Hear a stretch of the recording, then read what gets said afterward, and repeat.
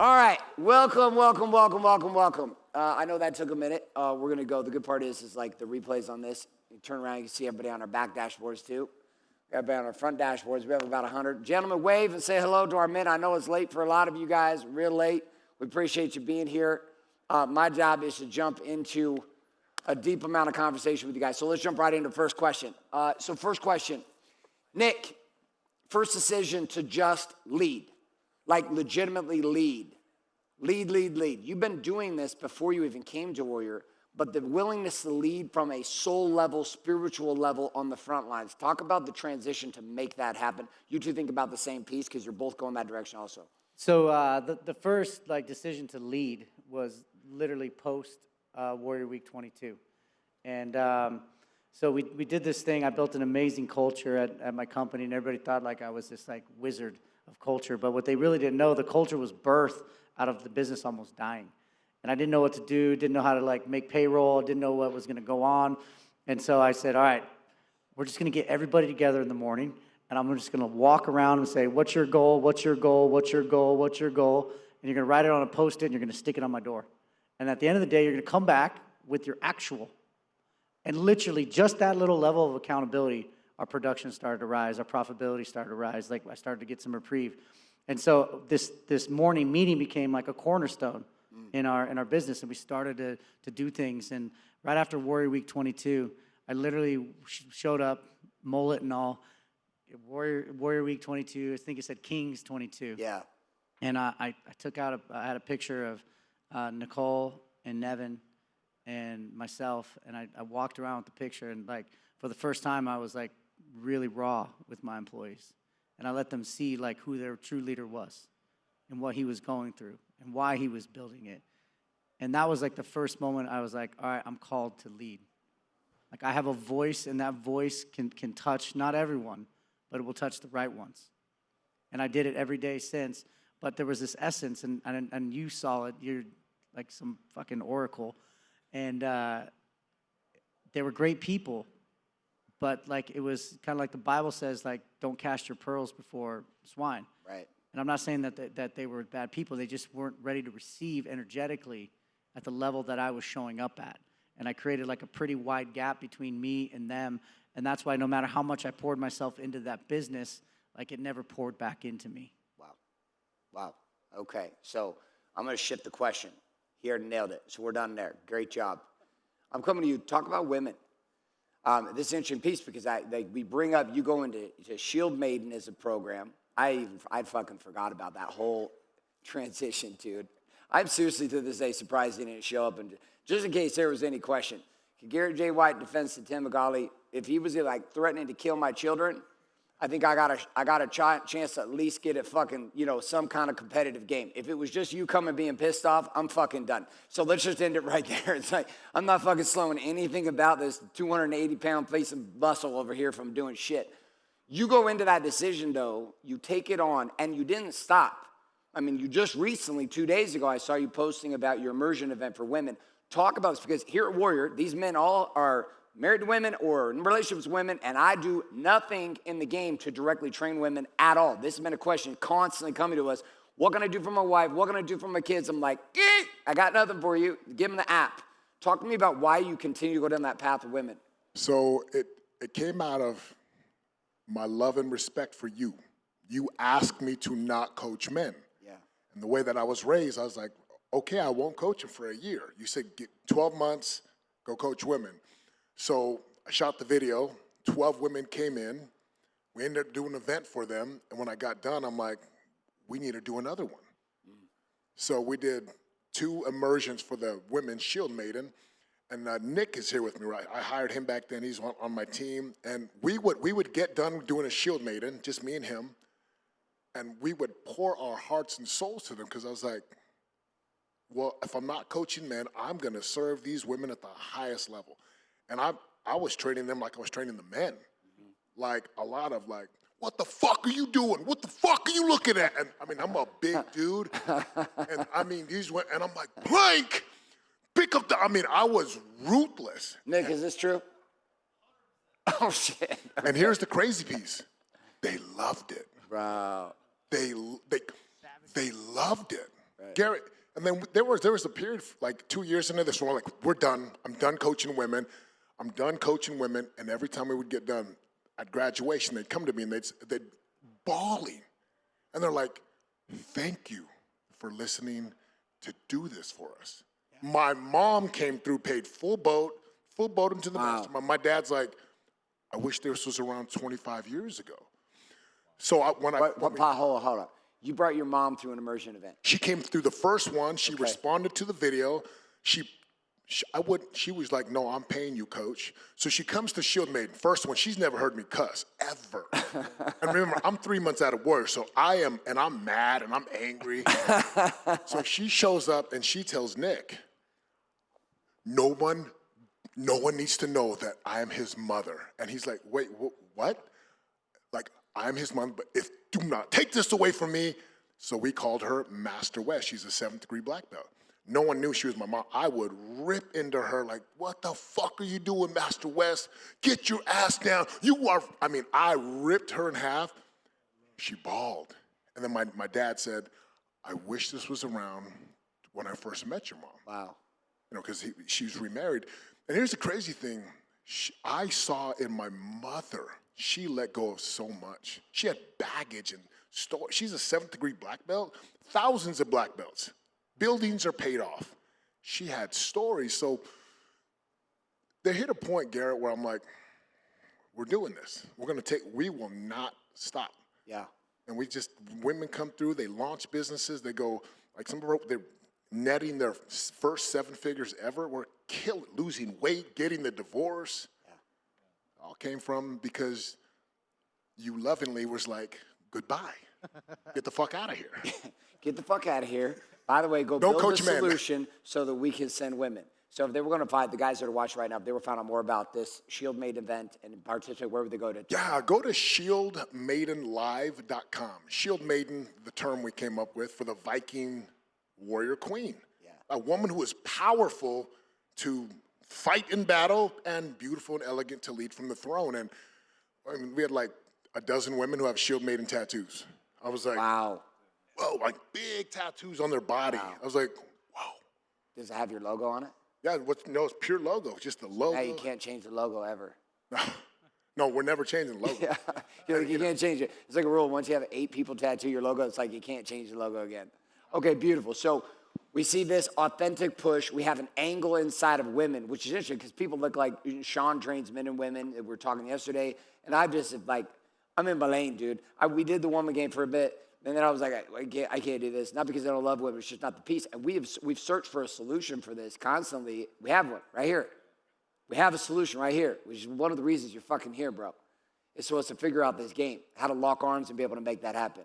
In the spirit of Fierce Savage Women, talk to me about this evolution with you and Carla. Because it's one thing you're with a woman who has no opinions and has no certainty in herself, but you were untangling something with you and Carla that a lot of guys face, which they marry these really powerful women, but these women are trying to figure themselves out while they're trying to figure themselves out, as a man trying to figure themselves out, plus a wife who's trying to figure herself out, and she's very powerful and opinionated. How did you pull, what was some of the key pieces to being able to pull off that connection with you and Carla? Well, one of the things I had to realize on my approach to many things, right? And I brought up my mom earlier in the conversation about what I saw her doing to my dad for many years. Just being overwhelming, unforgiving, just very judgmental. If he would make a mistake or he would say something, she would just always let him know that she wasn't pleased. Right.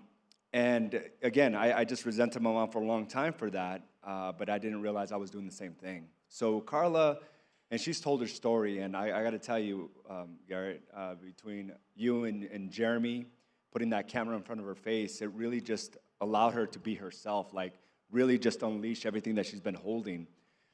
So a combination of me rising up as a man and understanding my own behaviors on how I approached the marriage, and setting a standard that it didn't matter how low or high, she was never going to meet it. It was just constant, just pushing her. But when you put that camera in front of her, it really made her see a different side of her, that everything that she was carrying for all these years as a child, as a teenager, she was able to let go for the first time. And it gave her permission to just do that over and over again, as she's doing it over and over again. Like one of the things that I tell all my brokerage owners, my clients, is like, it's crucial that you find who you are and you appreciate who you are. And the only way to do that in today's day and age is through selfie videos. I mean, it sounds so, simple, but it's liberated us in a massive way. Every top producer through my brokerage has done the same thing, where they just start finding their voice. They start really just speaking real and raw about their experiences, and people connect with that. So as I'm doing that on my end, guess what she's doing? The same thing. Yeah. And her first video, and she still has it out there if you look her up, Carla Rajo on Facebook, back to 2014, her first video, she actually exposes her anxiety for the first time. Oh, that's right. I remember yes. those. Yes, I remember those. And it liberated her. And a lot of people are thinking, well, she was competing. How could she have anxiety? It was a demon she was fighting. And that was the first time, and she broke down, and she just let it all out. And that became the process of us becoming more aware of who are we married to?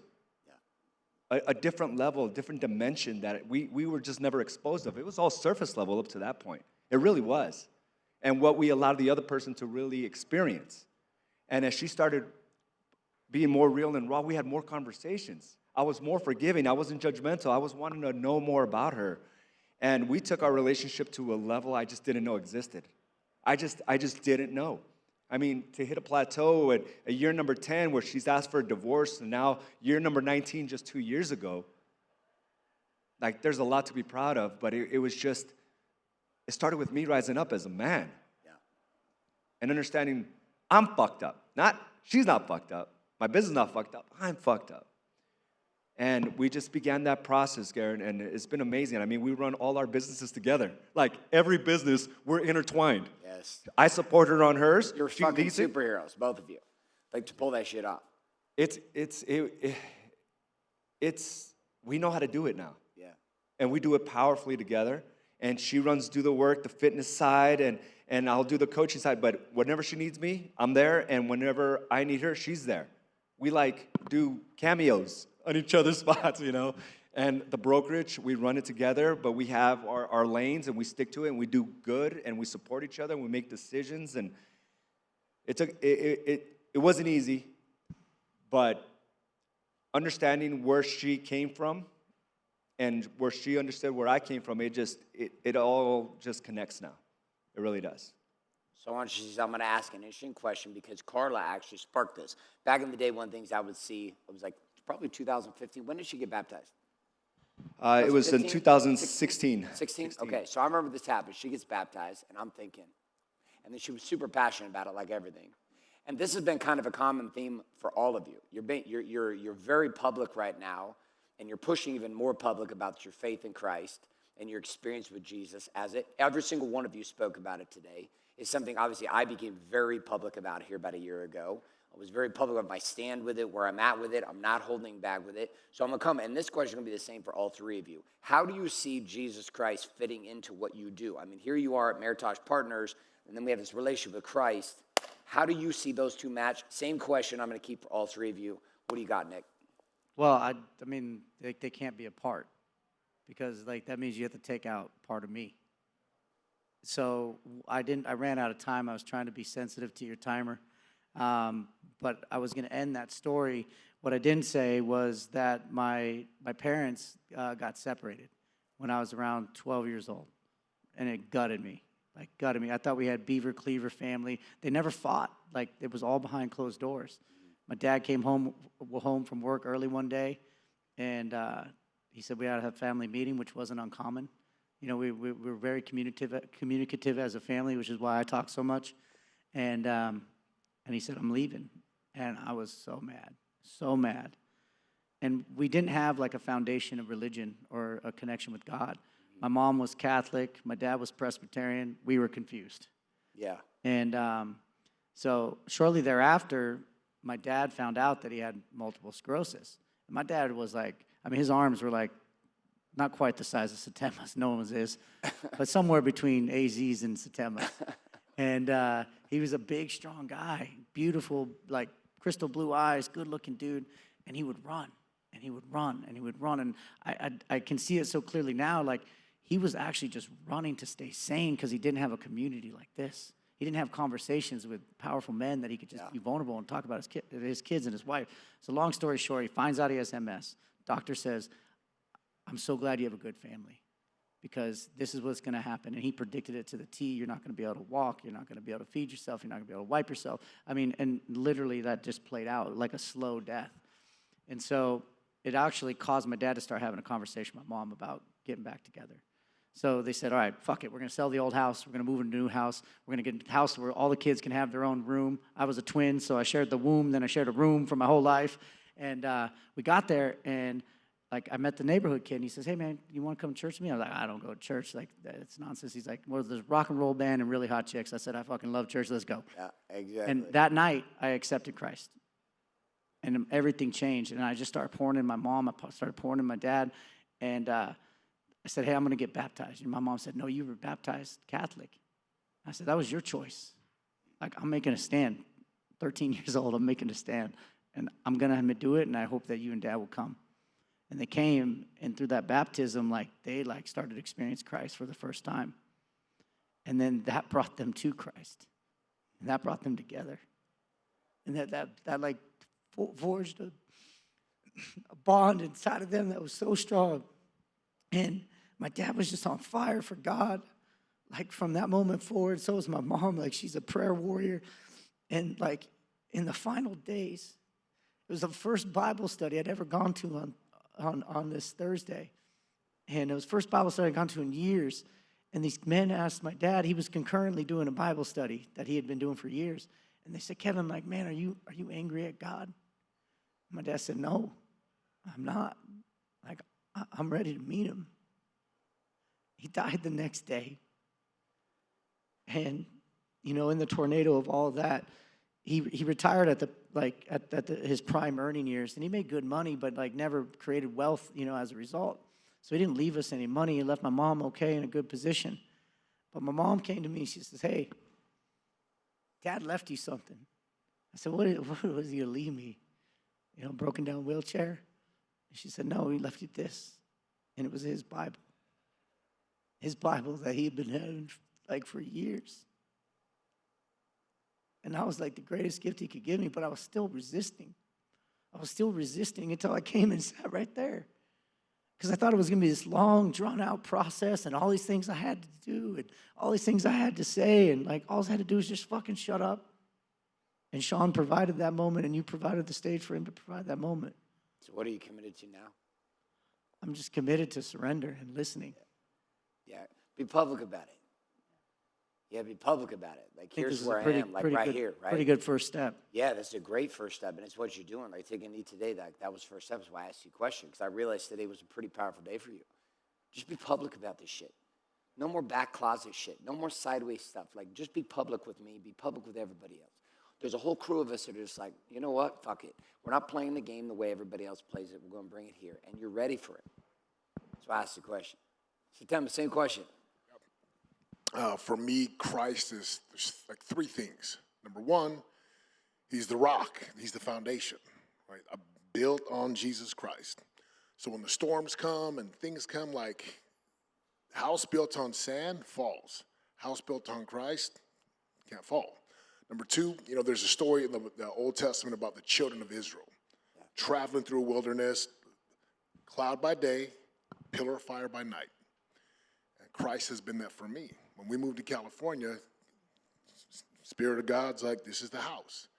We move into the house, and then things go, you know, I leave Warrior, and the whole time I'm there in California, the whole time, it's like Christ is, like, taking care of me. Yeah. It was like the test of my faith. Like, are you going to trust me, or are you going to trust yourself? I told you to come to California. I told you to come to this home. Are you going to trust me? And that, I mean, I knew Christ at an early age. I love, my wife and I sing church. I play the piano. We sing together. We harmonize. I mean, anytime I sing about Christ, I saw, because that's how I feel in the spirit. So Christ is the rock, the foundation whereon if you build, it doesn't matter what happens. You cannot lose, you cannot fail.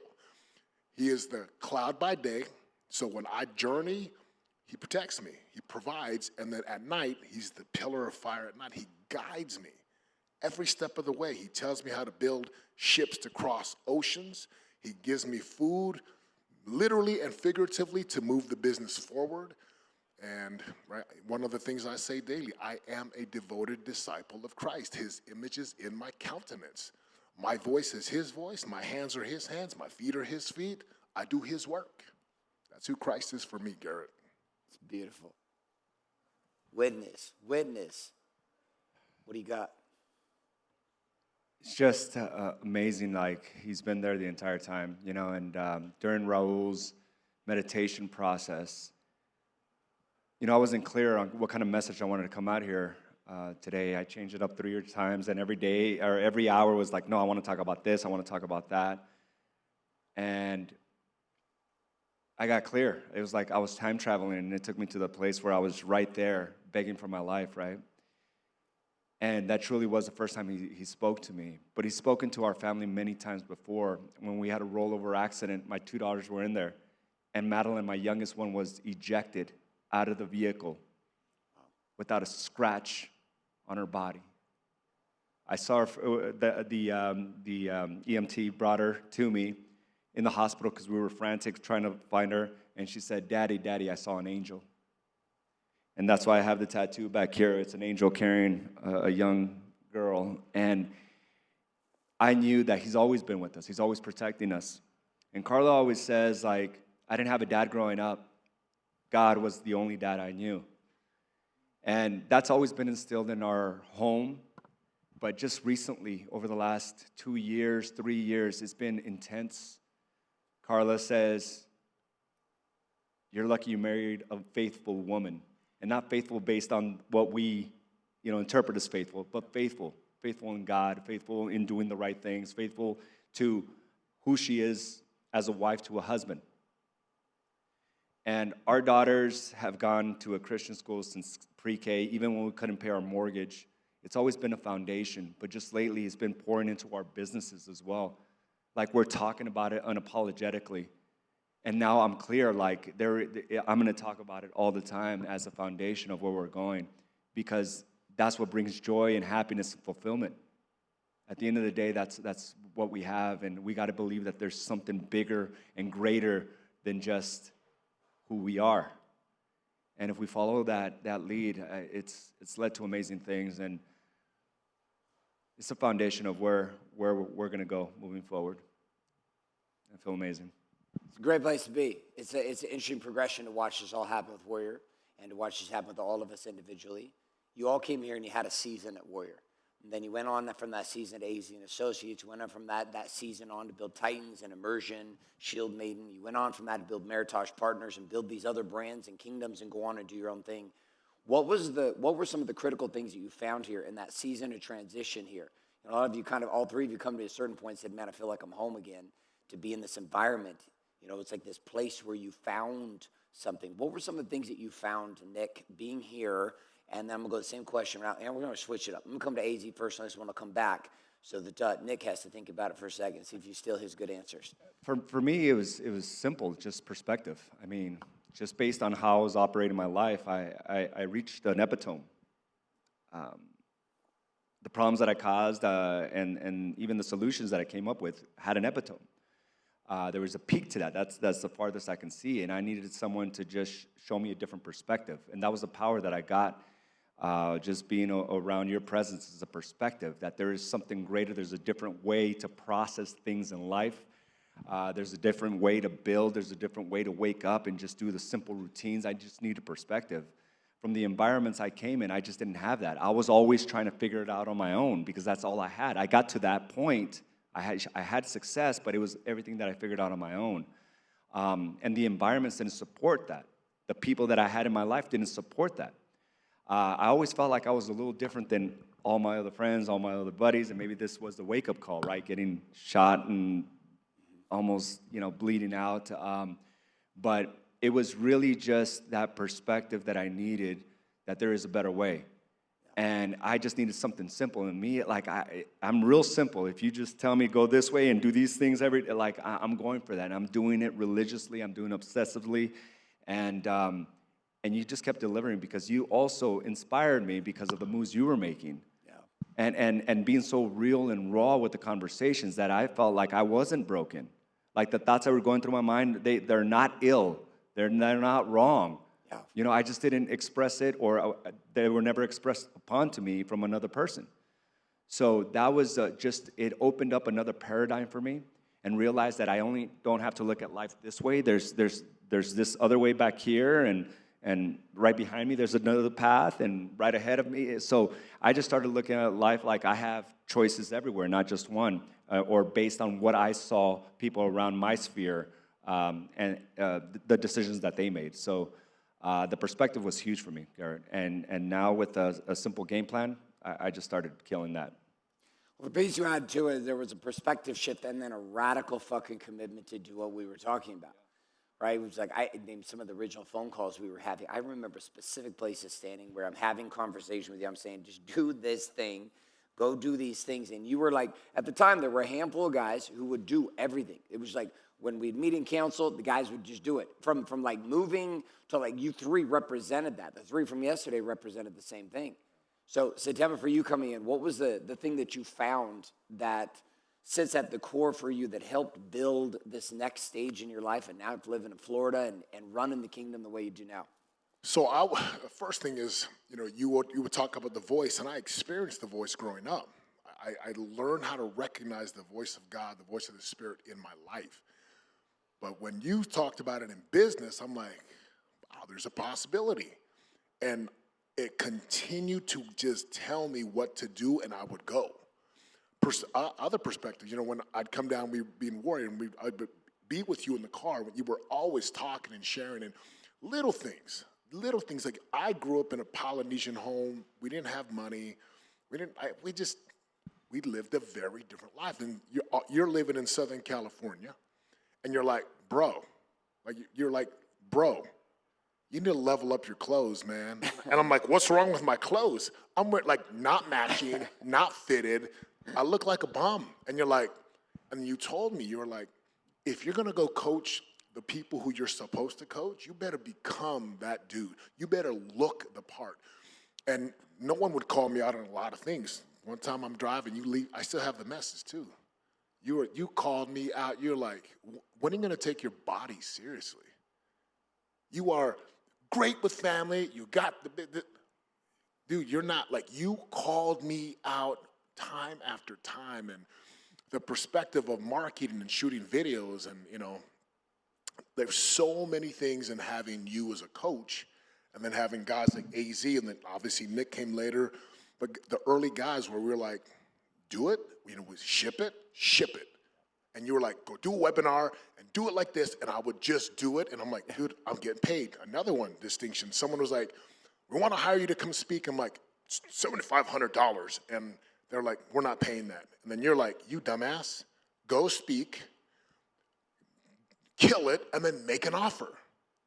And that brought me like 40 grand on that first speaking gig, and then another that literally turned into $250,000. But just the tiny little things you would tell me to do, the execution, because I execute.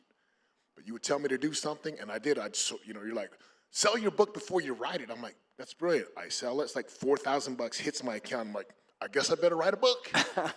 I did Shield Made, and like, what was the program? You're like, just ship it. So I could go on and on.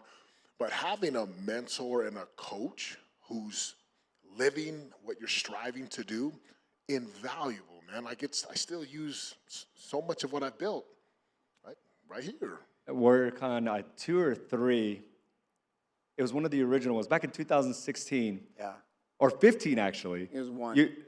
WarriorCon 1, you said, you kicked me out of the conference, and you said, go make a video, a call to action to coach. I was like, fuck.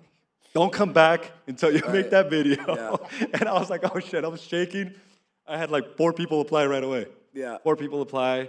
We ended up booking that whole thing, $10,000 tickets, and it was amazing. No, the fun part was is you were launching the brokerage exploded, and on top of this, like the coaching piece, which you were so passionate about, got married to it. And then there was pure games of coaching, where it's like all they want to do is coaching, and the Shieldmate was the transition. And then we got Yehu down here in the corner, who's just kind of like dabbled in a bunch of things and finally found his fucking path after the exit of the other business.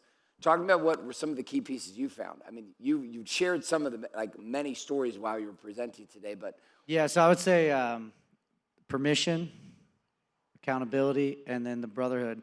The permission, to me, I actually just saw this differently. And when we were down in Cancun and leading the men through the program, like the words separated, and it became pre-mission, right? Coming into Warrior was the pre-mission. It was pre-Nick on and called to a mission and getting permission from another man who had done the same. Like, I see it so clearly now, right? That I had to stay in here. I had to keep fighting. I had to keep eating shit. I had to keep getting fucking yelled at, time and time again. The other one was, like, the permission to stop stopping. Like, I tell that story all the time. When we were on the beach, fucking September's like, hey, guys, enjoy your night. Have a good night at the surf and sand. And then there's Garrett standing there, get in the fucking water. It's 12:30 at night. I got Kelly Curtis. He can't swim. I'm dragging him by his life vest. And then you're having us army crawl up and down the beach, and it's cold, and we're wet, and we're sandy, and we're tired. And I saw you, and you're about 50 yards away. I'm like, all right, this fucker can't stay out all night. I know what I'm going to do. I'm going to haul ass to him. I'm going to rest, and then, like, we'll be done. And I hauled ass to you, and you took 10 steps back. Hauled ass again, you took 10 steps back. Kept going and going, and then all of a sudden you came up, and you put your boot right on my fucking face in the sand, and you leaned over, and you just whispered, when are you going to stop looking for the finish line? And that was so fucking profound, because that's what I was doing in everything in my life. And then I would say withdrawals from the brotherhood were massive for me. Like when I built my last thing, like AZ showed up, Colin showed up, Russ showed up, you showed up. Satem, I called on him, he showed up at my company, and I could only make those withdrawals because I was depositing just as much. yeah. And so that pre-mission planning, that pre-mission building, the pre-mission from my brothers that were now on their mission, and then being able to tap into them and withdraw from them when I needed them, this game fucking over. Beautiful. Okay, we can come maybe to we got two more questions. Here's a question. I'm going to start Satem with you. I told you from the beginning that back in the day, like one of the things I was really wanting was to love my children the way you loved your kids. Like I flat out told you, I was like, bro, I don't know how to love my kids the way you love your kids. Like it's kind of weird to me. Like the depth of love that you express about your children, your boys was so fierce. And I had love for my kids, but you were demonstrating a fierceness for your children. It was weird because it wasn't like I didn't love my kids, and it wasn't like I didn't have a fierceness of wanting to protect my children, but there was some kind of soul level thing that you had going on that let you juggle that and business. And it was something I aspired to, ultimately found at a better level for myself. But in the beginning days when we were running Warrior, that was not the case. So it's been kind of this thing for you, talking about where we're at today with the balancing act between the rising success of the kingdom, living in Florida, and the boys. Like how have you been able to continue to manage the game between the kids and the business? Great question. So obviously a big piece is just the clarity. Like I know what I want. And that started by, well, I know I don't want to be disconnected. I don't want them to I don't want them to grow up without a dad. I want them to grow up with me as the hero. Let me show them how to treat a woman. Let me show them how to hunt and provide and have a dog in them when it's time for sports. Be a gentleman when it's time to be around women. So I got really, really clear about that. And like my heart, I love my boys. Man, like I'm so clear like what needs to take place as a man. I show my boys my bank accounts. We talk about investments. I have real conversations and all of this. So first thing, right, clarity and commitment. Okay, I'm clear, I'm committed. But one of the mechanisms or the tools we use is we live in agreements, not expectations, right? Strong promise. So my boys can count on me to money, food, teaching, coaching, vacations, learning, breakfasts, gym, and I count on them homework. And we got to they have to read 10 pages every day. There's nothing like, did you read? Nope, read right now. We go to the gym. We work out on the field. Like, I'm training them, and I call them my young kings. So clarity, commitment, committed to the clarity, and then we have agreements. And I'm teaching them how to negotiate. I'm teaching them how to ask and how to sell and how to close mom. And they'll bring the A game. When they want something from their mom, it is, straight up comprehensive campaign and conversion, AKA strategic seduction. So, to the brothers who are listening, it's like, make sure you know what you really want with your children. I am clear that with my sons, they're going to be elite assassins in the sales world, in sports, in whatever they do. And I'm clear, like, I know, like, there's no chumps allowed. Like, you're gonna provide, and you're gonna be like, I continue to pour into them. And again, I love them. Like, I love them enough to call them out. I love them enough to hug them. And sometimes I got to apologize. I mess up, and I'll go in, and I'm like, I'm sorry. And we just start crying. And they're like, it's okay, Dad. I'm like, it's not okay. And I probably say sorry probably once a week. I'm like, I was out of line.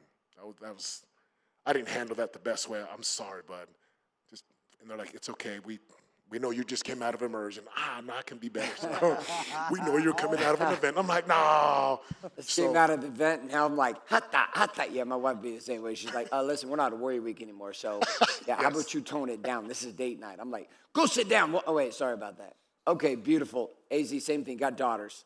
Talk to me about these daughters and like your commitment in balancing raising these girls and the rising success in business. There was a lot of guilt with my eldest. She was 9 years old before I stepped into Warrior. And we just didn't have that connection. I was the guy that paid the bills at the house. I was the guy that she called dad, but there wasn't really a bond. And that would make me feel very guilty, but also angry at the same time, like resentful and entitled.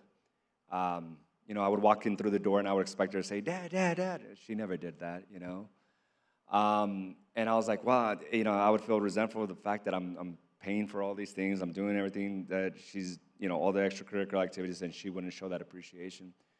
But it wasn't up to her, right? I needed to know how to be a father, a really good father. And there was a book that was recommended, and I recommend this book to every father out there with daughters. It's called Strong Fathers, Strong Daughters. I think you recommended that one to me.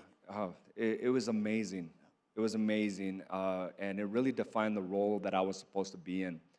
And it was also my job to create this relationship with her and build that bond and build that trust. And I still remember to this day when the first time she came up and actually like laid her head on my chest as I was just laying there.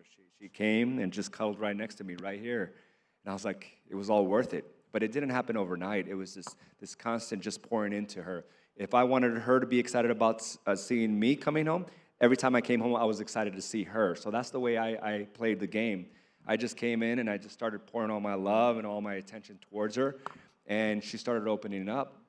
And our relationship has really flourished. What I do today is I pray for them every night. If I miss it for some reason, I'm sending them a family text with a voicemail, just praying for them, just letting them know that I care about them, that I love them. And I never give them compliments of like, you're so beautiful, you're so pretty, none of that. All of it's about their character, all of it's about their intelligence, all of it's about the way they figured out a problem or the way they managed something. It's always about their characteristics. And I gotta tell you, like Garrett, like when I put that picture up, I almost just lost it because I can't believe I was in a position where I was actually gonna walk away. But I decided to rise up. I decided to man up, and I raised my own daughters. I raised my daughters. I was there every day. I didn't raise them from afar. I'm connected, and I had a couple phone calls earlier today. They're like, Dad, I can't wait till you get home so we can go for our walk. Now, that's another thing that we do. And Dad, here's the good news that happened here with volleyball, and I'm going to play soccer now. It's amazing. They're excited to talk to me. They're texting me all the time. But it took for me to take that action, for me to be excited, for me to give them all the love, and they reciprocated. So it's been unbelievable. I love my daughters. Sons, daughters, split the uprights. One of each. Yeah, one of each. Talk to me. Kids and business. Yeah, so kids in business, Nicole and I decided like very early on that like we weren't gonna stop our life to have children. We were gonna integrate and have our life be enhanced by our children. And so Nicole and I are very clear that there's gonna be seasons, right? Like I was in Cancun last week, like only home for 24 hours. Came here this week, which she obviously fully supports both those. Next week I'm in Toronto with Scott. And so she just knows, but like she also knows that we just came off of 30 days straight in Europe together with the kids every day, every night.